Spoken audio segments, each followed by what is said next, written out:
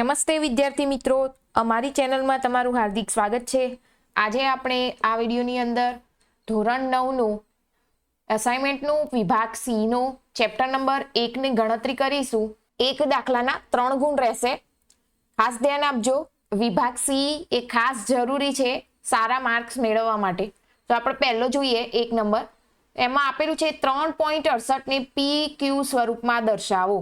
અહીંયા આપણને આપેલું છે જેને આપણે પી ક્યુ સ્વરૂપમાં દર્શાવવું હોય તો શું કરવું પડે? આ તો એકદમ ઈઝી દાખલા જ છે ચેપ્ટર નંબર 1 ના। તો એના માટે શું કરવું? આપણે ધારવું પડશે શું? x ની કિંમત। તો એ લખીએ, ધારો કે x બરાબર કેટલા? 3.68। હવે એક ધ્યાન આપજો, આના 8 ઉપર 12 આપેલું છે એટલે એનો મતલબ શું થાય કે એ સંખ્યા ફરીથી ને ફરીથી રિપીટ થતી હોય તો અહીંયા આપણે શું લખીશું? 8 ને રિપીટેડલી લખી પાછળ અનંત સુધી લખી શકાય, બરાબર। હવે અહીંયા x બરાબર 3.68 1888, પછી આગળ એમના એમ 8 રિપીટ થતા જ રહેશે। હવે બીજું અહીંયા આપણે શું કરીશું? આગળ ગણતરી કરવા માટે આ પોઈન્ટને એક સંખ્યા પાછળ લઈ જઈશું, એટલે કે પોઈન્ટ પછીની સંખ્યા એ રિપીટ સંખ્યા હોવી જોઈએ। અહીંયા જે સંખ્યા આપી હતી એના પછી પોઈન્ટ પછીની સંખ્યા એને રિપીટ કરવી હોય તો શું કરવું પડે? એક પોઈન્ટ પાછળ લઈ જવા પડશે। તો અહીંયા જો પોઈન્ટ પાછળ લઈ જઈએ તો આ શું થાય? આ રીતે થઈ જાય, બરાબર। તો અહીંયા આપણે પોઈન્ટ પાછળ લઈ ગયા તો અહીંયા શું થાય? એક મીંડું વધી જશે, તો અહીંયા આ રીતે લખી શકાય 10x। હવે આને આપીશું આપણે સમીકરણ નંબર 1।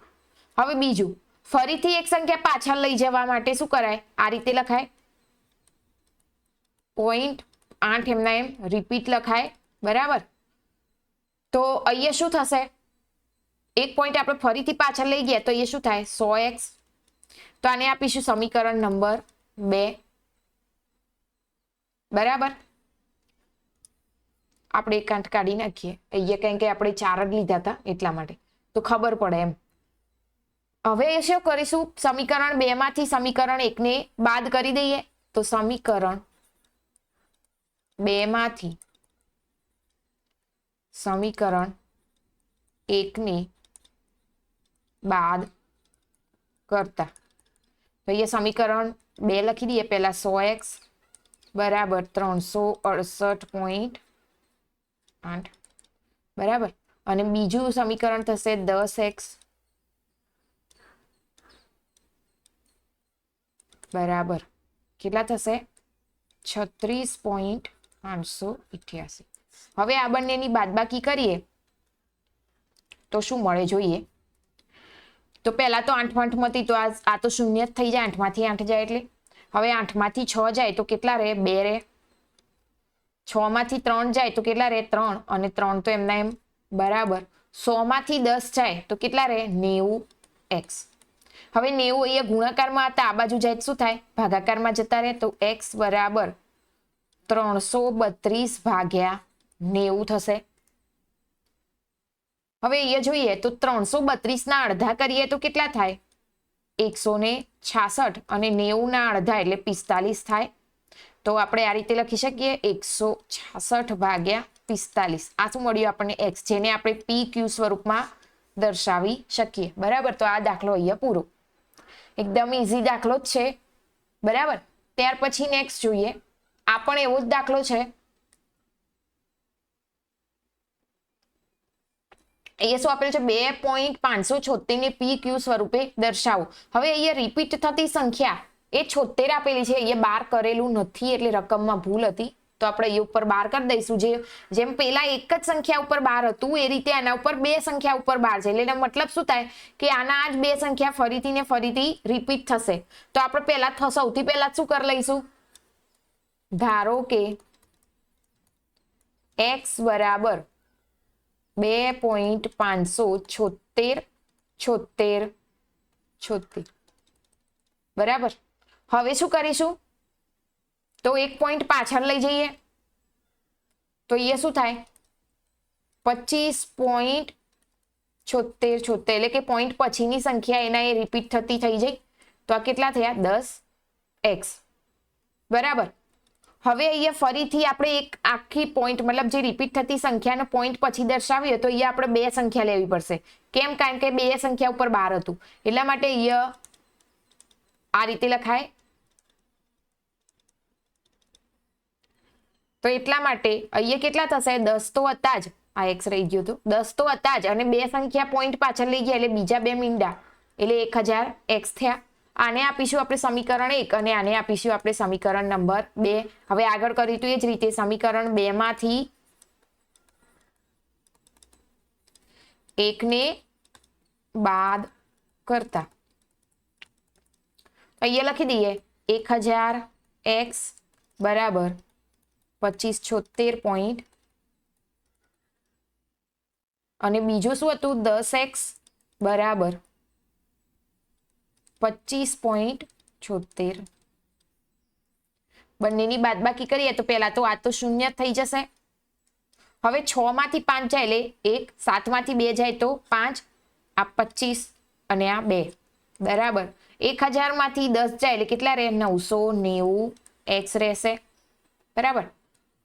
હવે એક્સ બરાબર 2551 ભાગ્યા 990, 990 અહીંયા ભાગાકારમાં જતા રહે. હવે અહીંયા છેદ ઉડે એવું છે નહીં તો આ સંખ્યા એમના એમ જ રાખીશું અને આ પીક્યુ સ્વરૂપને આ રીતે દર્શાવી શકાય. જો ઉડતું હોય તો ઉડાડી શકો તમે અને આ રીતે જ રાખો તો બી ચાલે. ત્યાર પછી નેક્સ્ટ જોઈએ આગળ.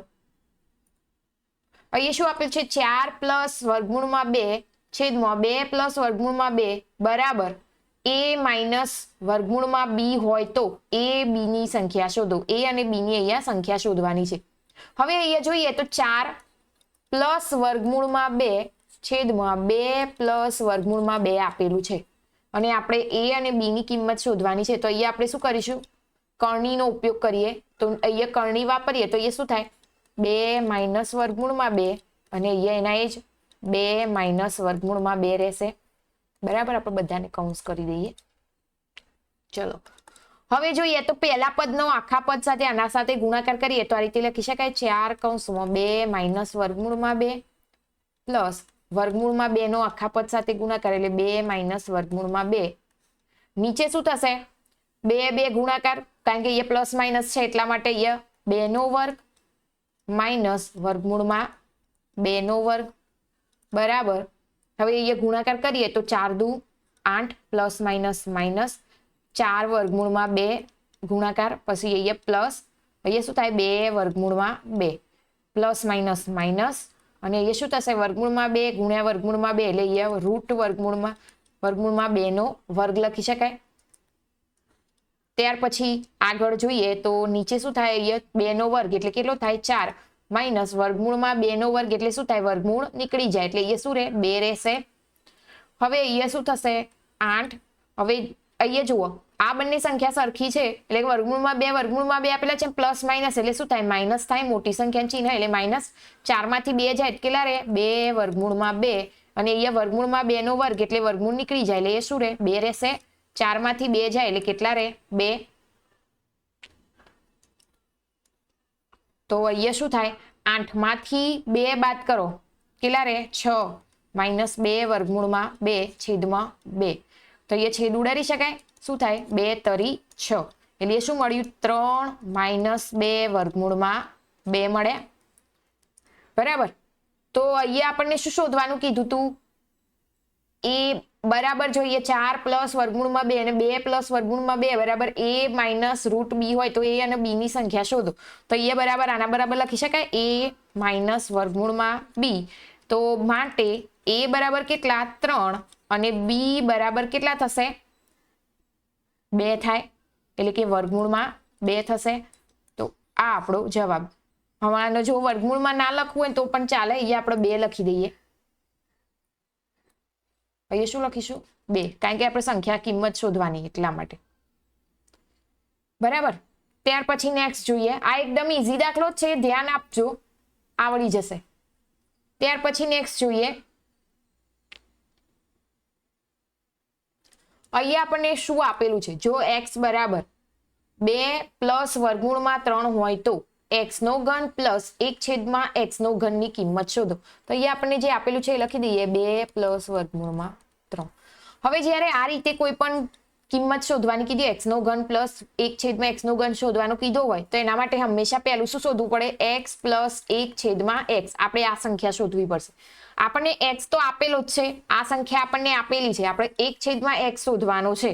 તો એના માટે આપણે આ રીતે લખી શકીએ 1/x બરાબર અહીંયા લખીશું 2 પ્લસ વર્ગમૂળમાં 3. તો હવે આની કિંમત શોધવી હોય તો શું કરવું પડે? કરણીથી શોધી શકાય, કરણીનો જ ઉપયોગ કરવો પડે. તો અહીંયા ગુણ્યા 2 માઇનસ વર્ગમૂળમાં 3 છેદમાં 2 માઇનસ વર્ગમૂળમાં 3. ચલો અહીંયા શું થાય? પહેલું તો એમના એમ જ રહેશે 2 માઇનસ વર્ગમૂળમાં 3, કારણ કે એકના જોડે ગુણાકાર થાય એટલે એના એ જ રહે.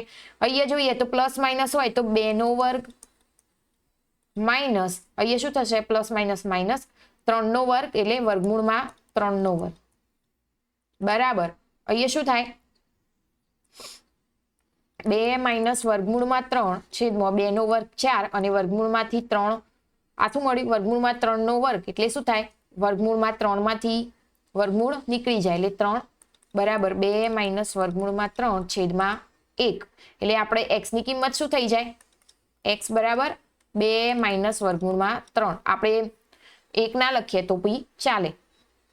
ત્યાર પછી આગળ જોઈએ તો આના પરથી આપણે આ રીતે લખી શકાય 1 પ્લસ 1/x બરાબર જે મળ્યું એ લખી દઈએ તો આપણને અહીંયા જે આપણે અહીંયા બ્રેકેટ બનાવી દઈએ એટલે તમને ખબર પડે.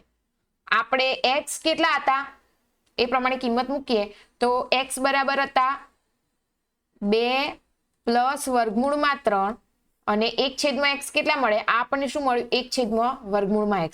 તો આ કેટલા થયા? 2 માઇનસ વર્ગમૂળમાં 3. અહીંયા વર્ગમૂળમાં 3 પ્લસ માઇનસ હોય જતા રહે તો 2 ને 2 કેટલા થાય? 4 થાય. આ શું મળ્યું? x પ્લસ 1/x બરાબર આપણને કેટલો મળ્યો? 4 મળ્યો બરાબર. તો હવે આપણે x ઘનની કિંમત શોધીએ. આપણે જે શોધવાનું કીધું હતું x ઘન પ્લસ 1/x નો ઘન બરાબર આ રીતે લખાય. તો એ શું લખી શકાય? x નો ઘનનું સૂત્ર લખી દઈએ તો 1 છે x પ્લસ 1/x નો ઘન માઇનસ 3 કૌંસમાં x પ્લસ 1/x. હવે આની અંદર કિંમત મૂકી દઈએ x પ્લસ 1/x કેટલો મળ્યો તો 4. તો 4 નો ઘન માઇનસ 3 કૌંસમાં 4. તો એ શું થશે? 4 નો ઘન કેટલો? 64 અને 3 ચોક 12 થાય. તો 64 માંથી 12 જાય એટલે કેટલા રહે? 52 રહેશે. તો આ શું મળ્યું આપણને? x ઘન પ્લસ 1/x નો ઘન બરાબર કેટલા થાય? તો 52 થશે.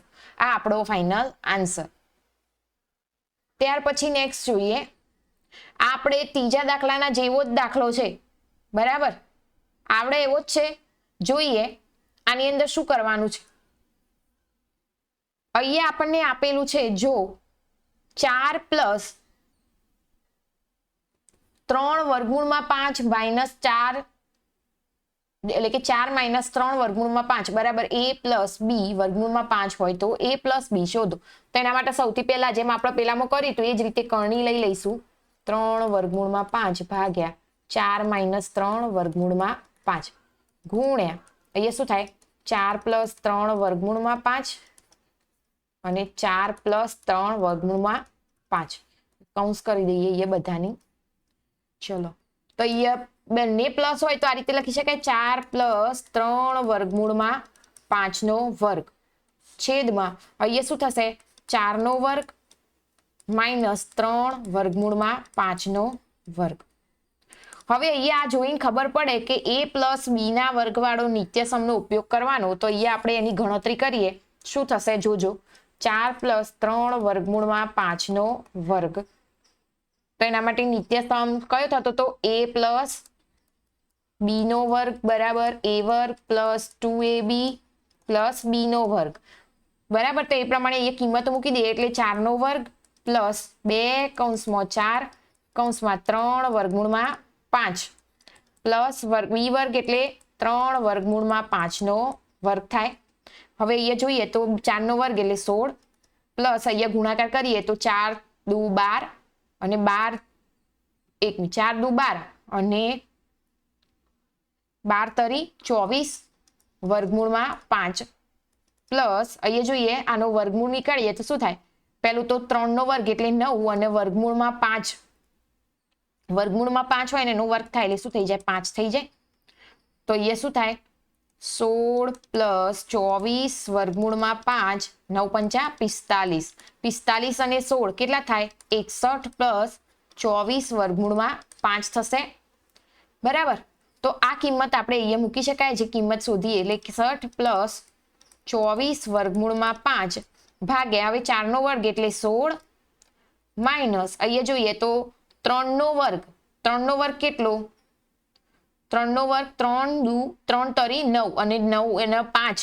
5 માંથી વર્ગમૂળ નીકળી જાય એટલે શું થઈ જાય? 9 પંચા 45.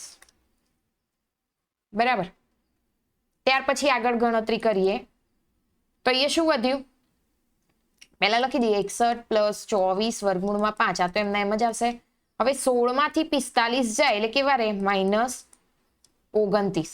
હવે અહીંયા જોઈએ તો નીચે માઇનસ હોય અને આ રીતે આપેલી સંખ્યા તો એના બંનેના નીચે 29 લખી શકાય. તો આ રીતે લખી શકાય માઇનસ 61/29 અને બીજું થશે માઇનસ 24 વર્ગમૂળમાં 5/29. તો આ આપણને મળ્યું a પ્લસ બી વર્ગમૂળમાં 5 જે આપણને કીધું હતું એ પ્રમાણે. તો અહીંયા માટે a બરાબર શું થાય? માઇનસ 61/29 અને બી બરાબર થશે માઇનસ 24/29. બરાબર. તો અહીંયા આપણો આ જવાબ પણ પૂરો. અને આ ચેપ્ટરના દાખલા પણ અહીંયા 3 ગુણના પૂરા. હવે આપણે નેક્સ્ટ વિડીયોમાં આગળના ચેપ્ટરના દાખલા જોઈશું. ત્યાં સુધી જો ચેનલ પર નવા હોય તો પ્લીઝ ચેનલને લાઇક, શેર અને સબસ્ક્રાઇબ કરી દેજો. અને જો આની પીડીએફ જોઈતી હોય તો કમેન્ટમાં પીડીએફ લખજો તો તમને ટૂંક સમયમાં જ એની પીડીએફ મળી જશે.